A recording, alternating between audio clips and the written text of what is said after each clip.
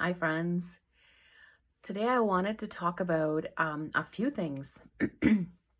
Some of these being how much of our ego are we leaning into versus how much are we getting into our buckets of love when we are finding compassion for ourselves, going through our external life situations, or even analyzing how we ourselves are, how things in our life are.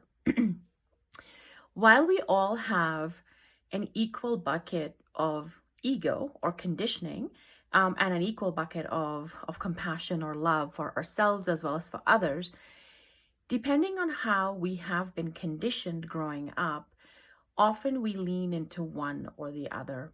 And saying so, what I mean is, if we have not unlearned the behaviors of the adults that helped us grow and become the humans that we are, the adults that we are today, if we continue to use their patterning, depending on how they were conditioned, our conditioning kind of follows suit. So to give you an example, as we grow up, as children grow up, the adults in their lives do a few things based on their own conditioning.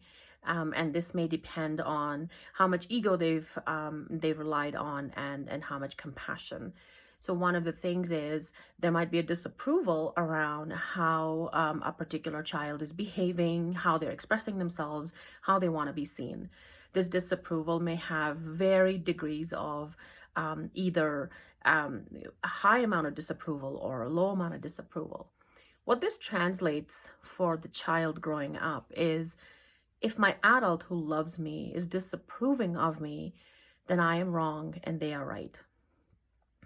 And if I'm wrong, then I must be bad.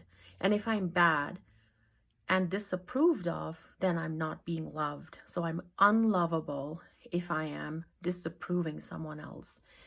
Now examine your life as an adult. How many times have you yourself run into this when someone does not behave in a way that your internal pattern or your internal conditioning says is right? How do you judge them?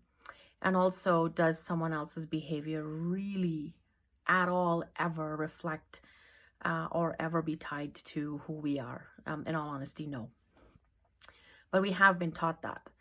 Also, the adults, as we grow up, try to change us. And again, this depends on their conditioning. So if they are coming from a place of compassion, often they'll be like, well, you are a human being with your own right, no matter how young you are. I can guide you, support you, love you, hold you. Ultimately, you have a life story, a life plan, and I will respect that. And maybe kind of suggest things along the way with kindness and compassion. Sometimes the adults will do the opposite, where a lot of ego of, how you behave reflects on me and you need to change your behavior. So they're constantly trying to tell you their view on things and how they want you to behave and do things as a child growing up. Now, this kind of behavior basically suggests, if I tell you enough times, if I express my disapproval enough times, I'll be able to change you. And if I can change you, then you will become a person that I can find lovable, or someone that I can be around and have a relationship or live together with.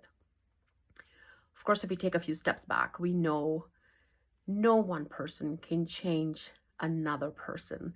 A person only changes their behavior, their choices, the way they want to live their life, what they want to put their emphasis on, ego or love or whatever it may be, is completely dependent on that individual. We may, again, as adults, support the other adults in our life and express to them that we love them, as well as that some of their choices and behaviors may be hurting us, but we cannot make them change. So I would say take a moment to think about and examine the relationships you either have or you've had in the past, ones that have felt maybe heavy and hurtful, or maybe ones that have felt happy and supportive. What kind of conditioning that adult or those adults bring in that relationship? Was it based more on compassion, acceptance, openness, or was it sort of constrictive, based on their own ego conditioning? And how many times do we do this to people in our own lives?